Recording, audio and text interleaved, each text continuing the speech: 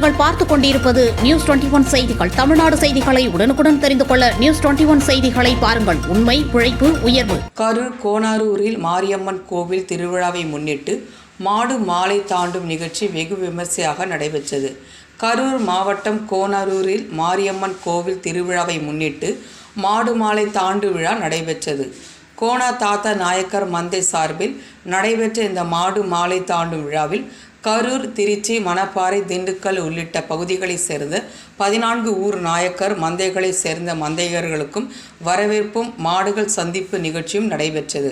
அதனைத் தொடர்ந்து மாலை நடைபெற்ற மாலை தாண்டும் விழாவில் பல்வேறு மாவட்டங்களிலிருந்து வருகை தந்த 14 மந்தையைச் சேர்ந்த 100க்கும் மேற்பட்ட மாடுகள் கலந்து கொண்டன. மாலை தாண்டும் நிகழ்ச்சியில் கலந்து கொண்டு முதலில் வந்த 3 மாடுகளின் மேல் கன்னிப்பெண்கள் 3 பேர் மஞ்சள் பொடியினை தூவி வரவேற்றனர். பின்னர் வெற்றி பெற்ற மாடு மந்தைகளுக்கு எலுமிச்சை கனி பரிசுகளும் வழங்கப்பட்டது. இதில் இனங்கூர் சுக்கம்பட்டியை சேர்ந்த விரிகெஜல் மந்தையை சேர்ந்த மாடு முதலாவதாக வந்து வெற்றி பெற்றது.